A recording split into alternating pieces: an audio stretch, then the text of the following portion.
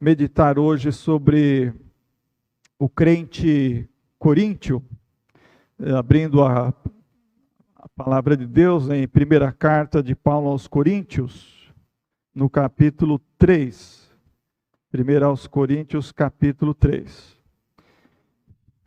Domingo passado, à noite, pregava sobre o padrão de igrejas do Apocalipse, igrejas da Ásia Menor, né?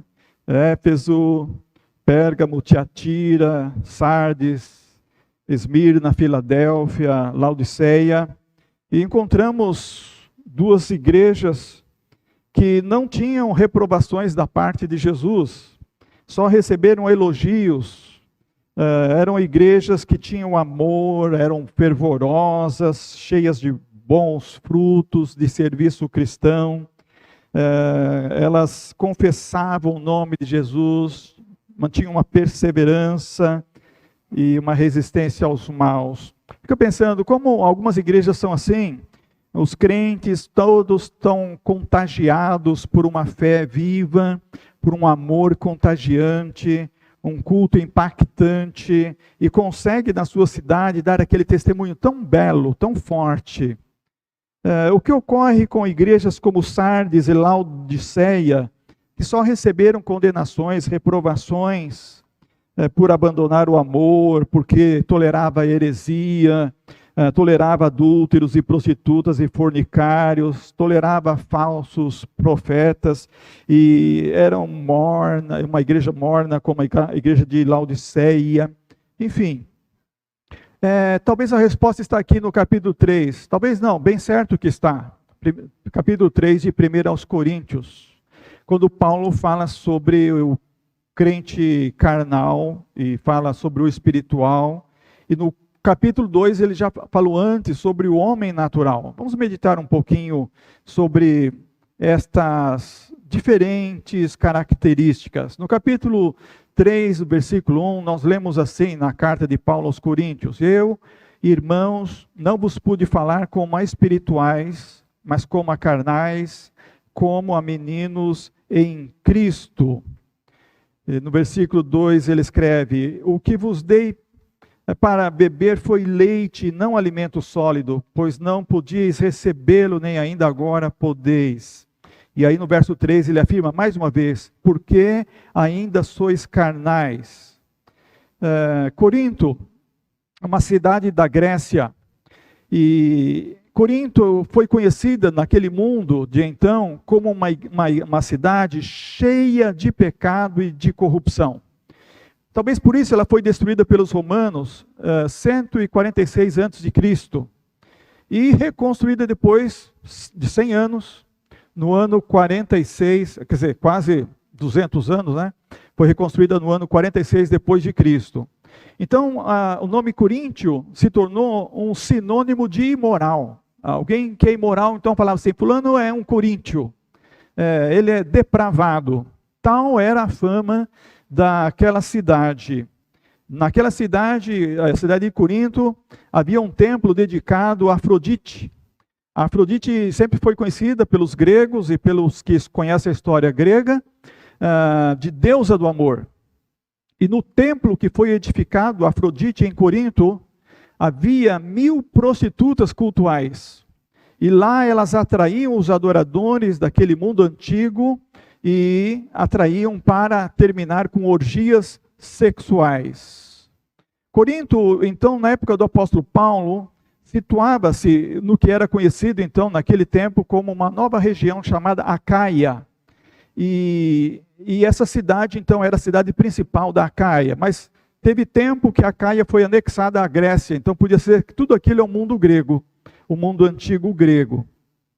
Nós lemos no capítulo 18 de Atos, que Paulo chegou em Corinto depois de passar por Atenas. E lá ele estava todos os sábados ensinando na sinagoga aos judeus e aos gregos que se reuniam. E foi expulso da sinagoga, como aconteceu em outras cidades.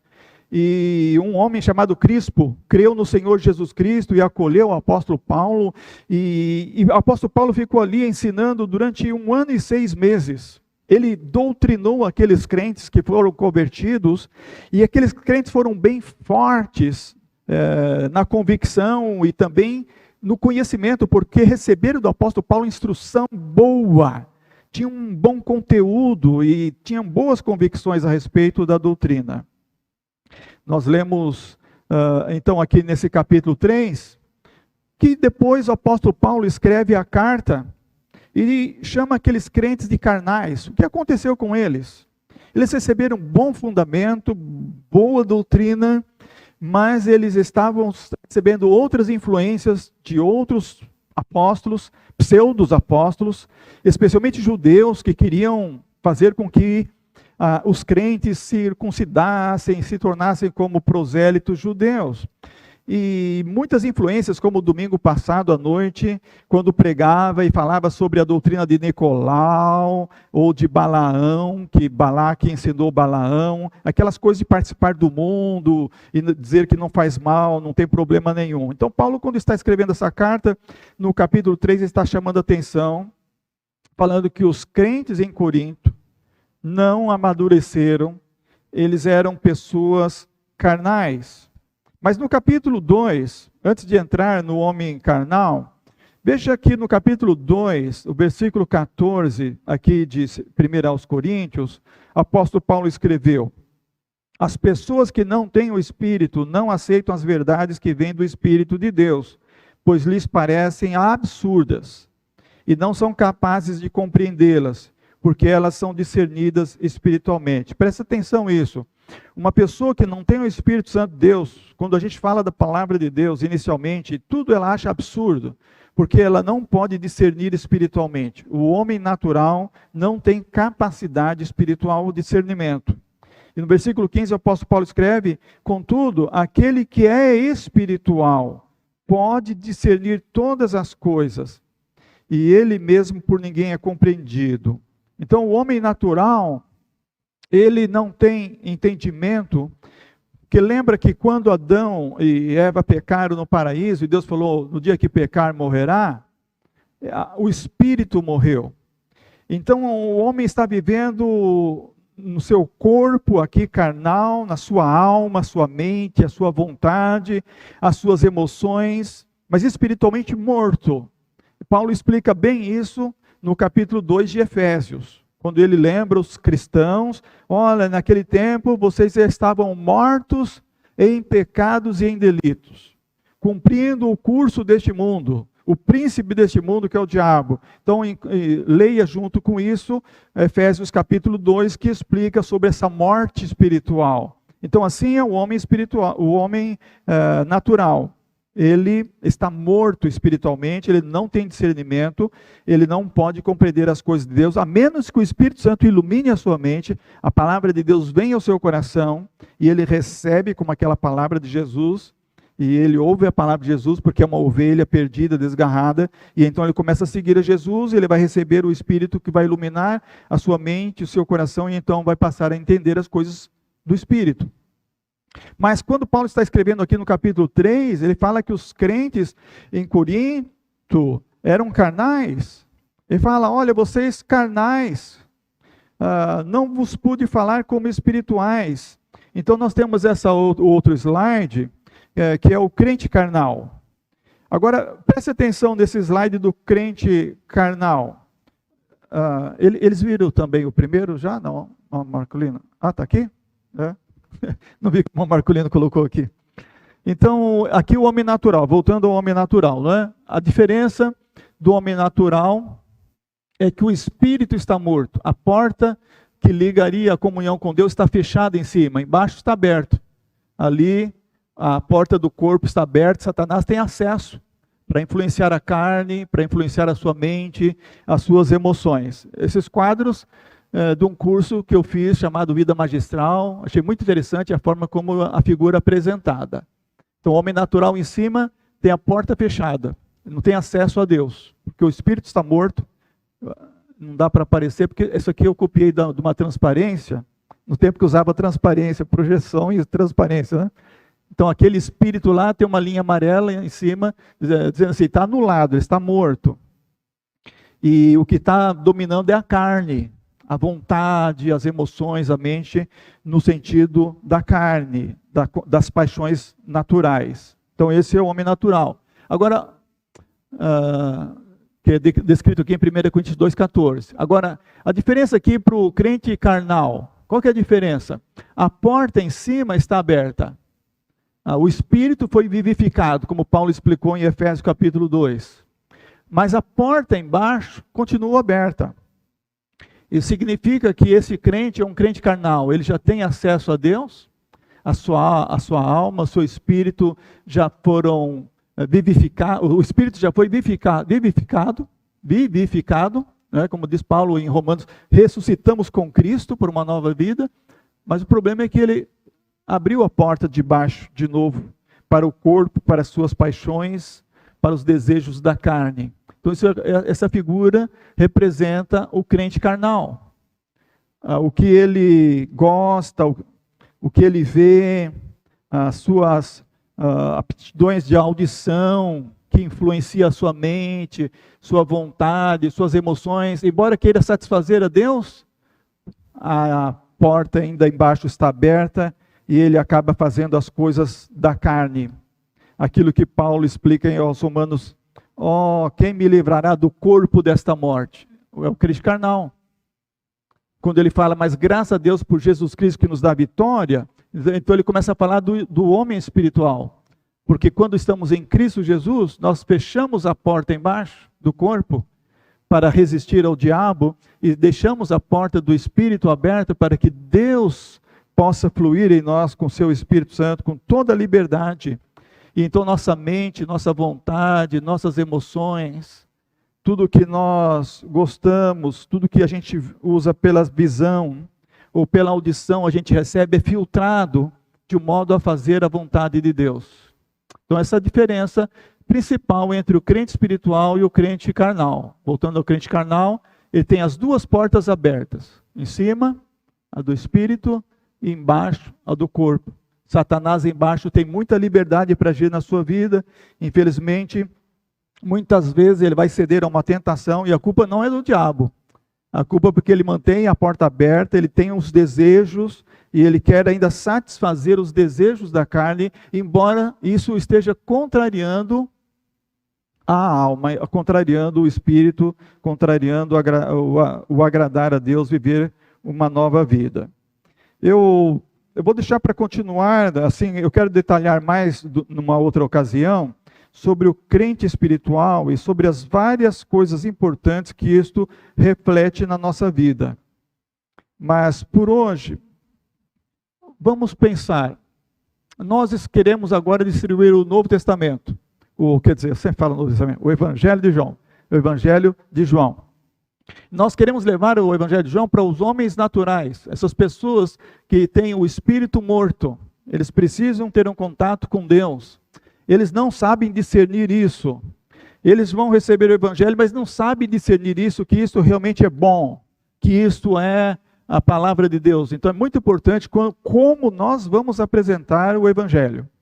Especialmente com uma vida de testemunho. Olha, Jesus mudou a minha vida. É o que nós temos assistido aqui domingo após domingo e domingo pela manhã, quando a irmã Nájila apresenta o momento da campanha de missões nacionais. E a gente vê aquelas pessoas falando, olha, Jesus transformou a minha vida.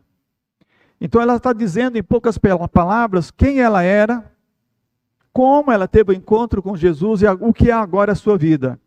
Então nós precisamos apresentar às pessoas que nós éramos assim também. Nós tínhamos uma vida natural. Nós estávamos mortos espiritualmente por causa do pecado, mas tivemos um encontro com Jesus. Jesus entrou na nossa vida e então nós passamos a viver uma vida como agrada a Deus, chamado andando no Espírito, fazendo as coisas que agradam a Deus. E devemos estar longe de causar o que muita gente tem visto por aí, esse tipo de crente carnal. Que ele na igreja é santo e lá no mundo ele é comum, igual aos outros. E aquele tipo de pessoa que fala para a gente assim quando vai evangelizar. Fulano, na minha família eles querem crente, mas faz aquela coisa, faz aquilo outro, e começa a apontar os erros, os defeitos, os pecados. e que muitas vezes com razão é porque é um crente carnal, porque não está vivendo uma vida no Espírito. Então nós devemos saber também dizer a essas pessoas, como por exemplo, olha, realmente existe um crente carnal, você não deve olhar para o crente carnal. O crente carnal não está vivendo a vida cristã ativa, genuína, autêntica, a vida cristã espiritual, vitoriosa. Então a gente deve saber dizer para as pessoas também, olha, realmente seu parente deve ser um crente carnal, se ele for um crente. Você não deve olhar para ele, olha, porque ele não está agradando a Deus, ele está vivendo uma vida de duplo sentido, alguma coisa assim. E a gente deve apontar, olha, mas você deve conhecer alguém que é um crente de verdade. Alguém que realmente na sua família, no seu círculo de amizade, tem um bom testemunho, vive a sua fé genuína, você talvez admira ele. Então olha para uma pessoa assim, como Paulo dizia, imitai a mim, assim como estou imitando a Cristo. Então você deve apontar para uma boa referência. Se não tiver essa boa referência, a gente deve se esforçar para ser essa boa referência para aquele amigo, para aquele colega. Então, quando alguém tem uma boa referência de um crente espiritual, isso facilita muito na apresentação do Evangelho e na aceitação do Evangelho. Vamos orar para que nós tenhamos aqui em nossa igreja o tipo de padrão da igreja Esmirna e da igreja Filadélfia, em que não venhamos receber condenação, em que não venhamos ter crentes carnais, que todos nós estejamos nos esforçando para viver realmente esse padrão de crente espiritual. Depois, mais à frente, a gente vai ver outras coisas, como isso funciona, como a gente se achega a Deus, como a gente resiste a essa coisa tendenciosa da carne, que Satanás inflama muito, e tudo isso é possível, e isso tudo está ensinado, está a nós revelado no Novo Testamento. Mas por hoje, vamos encerrar aqui, para nós dedicar o nosso tempo à oração. Nós temos pedidos de oração hoje, vamos voltar a apresentar esses pedidos de oração. Que nossa oração também seja, ó Senhor, que a nossa igreja seja 100% comprometida com o Senhor. Que nosso comprometimento seja com o Senhor Jesus Cristo, não com o mundo, não com a carne, não com uma igreja que acerta e erra, mas que aquela que procura chegar perto do padrão de Esmirna e de Filadélfia. Que seja essa também uma das nossas orações hoje.